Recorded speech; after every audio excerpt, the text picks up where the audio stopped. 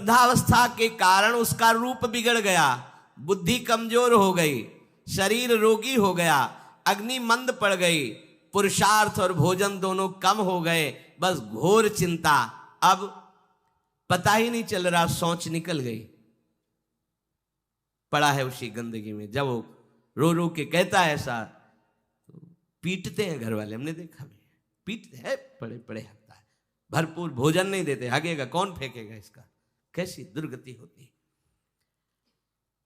इसमें जो शब्द लिखा है, आस्तेव मत्योपन्यस्तम गृहपाल इवाहरन, गृहपाल कहते कुत्ते को, कुत्ते की भांति वो सबके अपमान सहता रहता है और रूखे सूखे टुकड़े खाकर जीवन निर्वाह करता है, फिर भी उसे भगवान की याद नहीं आती। मृत्यु का समय जब निकट आता है तो वायु उत्क्रमण से इसकी पुतलियां चढ़ जाती हैं, श्वास प्रश्वास की नलिकाओं में वायु आना जाना रुक जाता है, कफ भर जाता है।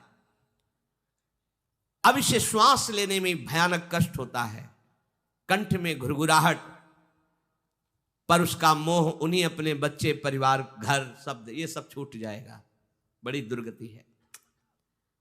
अंतिम समय क्या सोच रहा है, ये पत्नी छूट जाएगी, बेटे छूट जाए, और बेटों ने क्या उनके साथ व्यवहार किया, ये मोह है, ये मेरा कमाया हुआ मकान कैसे छोड़ सकता हूं, तो छिपकली बन के आना, इसी मकान में रेंगना। पक्का आपका अंतिम फाइनल आपका चिंतन होता है, आपका चिंतन वही बनेगा जो जीवन भर आपने किया, उसके परिणाम में बंधु बांधव आकर घेर लेते और मनाने लगते हैं कि अब जल्दी मर जाए, भगवान उठा लें इसे। मृत्यु पाश के वशीभूत महान कष्ट को भोगता हुआ अपने परिवार का चिंतन करता है। वो मूड ये भी नहीं सोच पा रहा कि अगर अंतिम समय कृष्ण बोल दूं, राधा बोल दूं तो काम बन जाए। कुटुंब का भरण पोषण और मोह में लगा हुआ यमराज के दूत आते हैं, मार मार के उसके प्राणों को खींचते हैं। वो तो मार वही जानता है जिस पे पड़ती है, पर सोचता कौन है, विवेक है नहीं, इसलिए सोच काम नहीं करती। भयंकर रोष युक्त नेत्र वाले, जिनके देखने से पेशाब छूट जाए, तभी तो आप देखो मरने वाले का शौच और लघुशंका सब छूट जाती है, देखने मात्र से, इतने वो भयानक है। वो देखकर भय के कारण मलमूत्र त्याग कर देता है।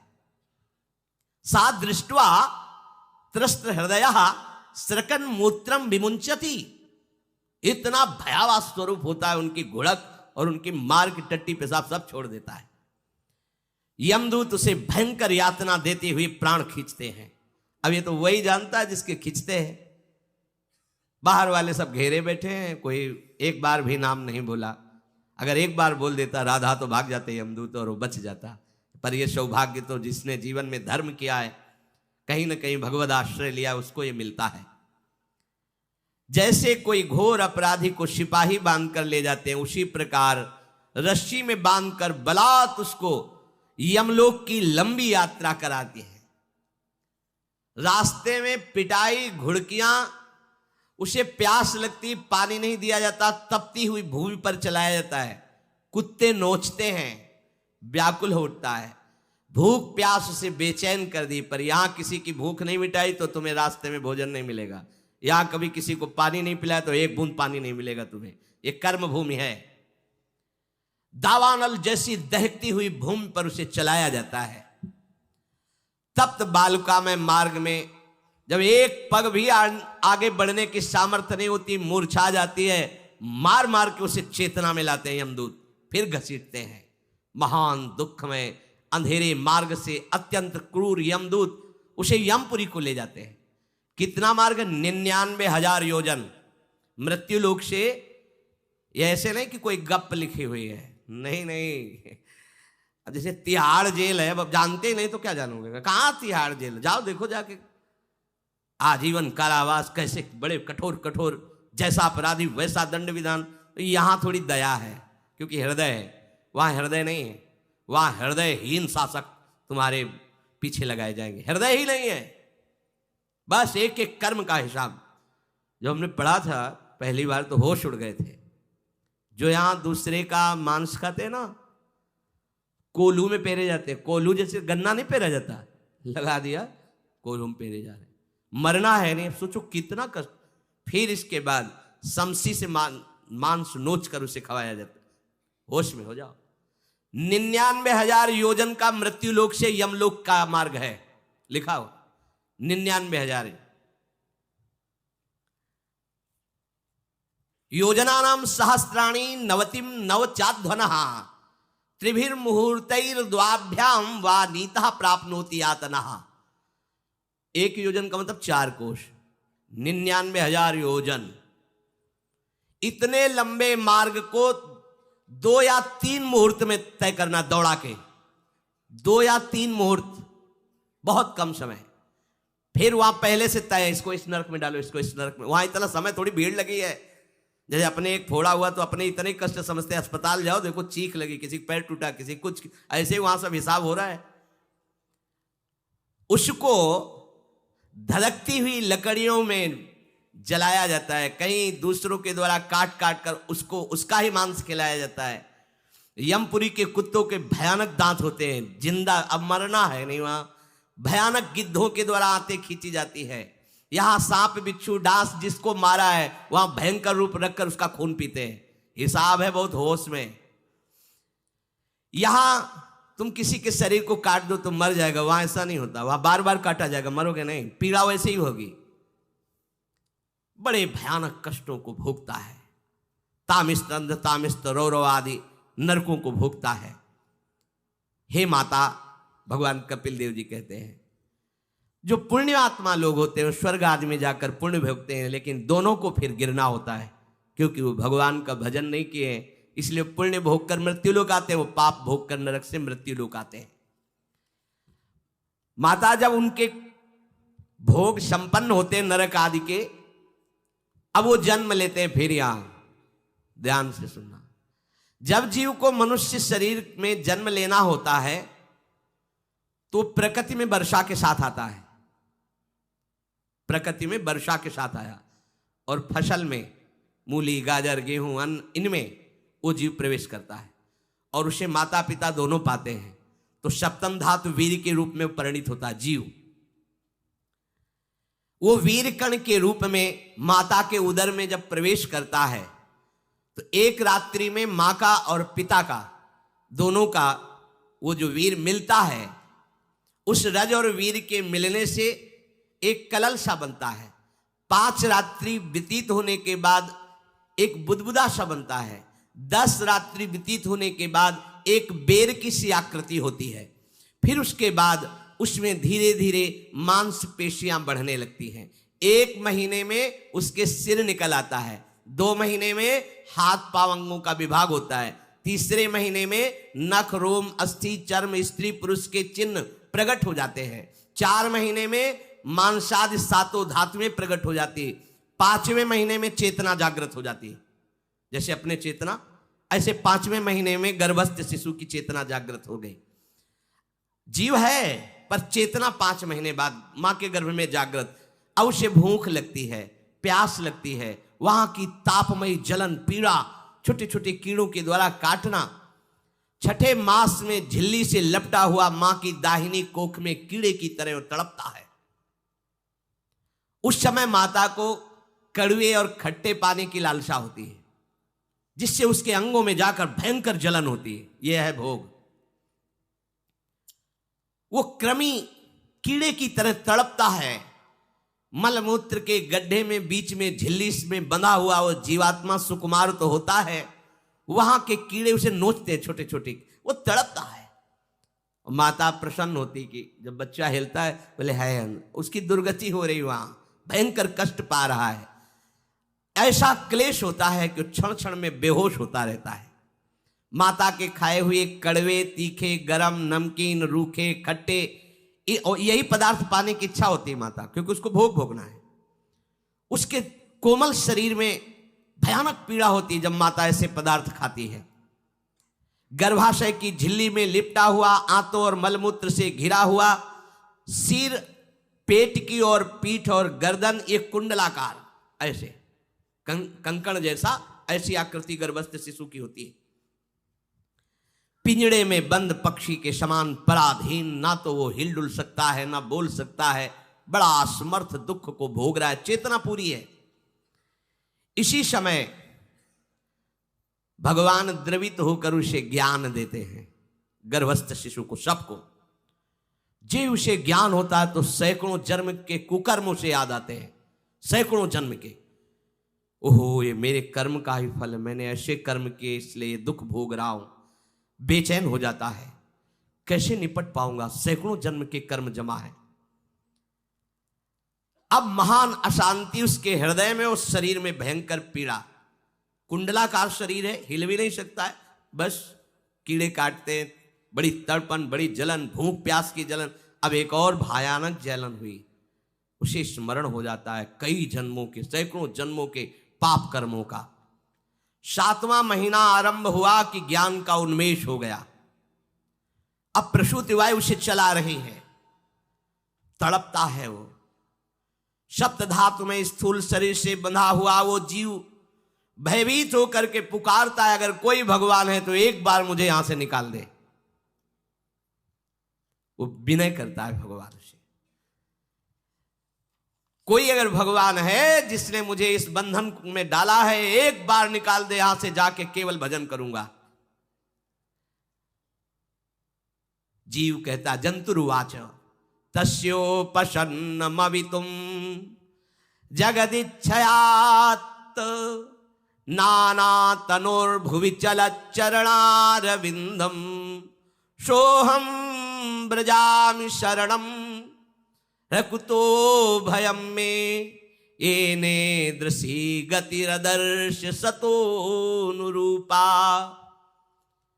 हे प्रभु, मैं बड़ा अधम हूं।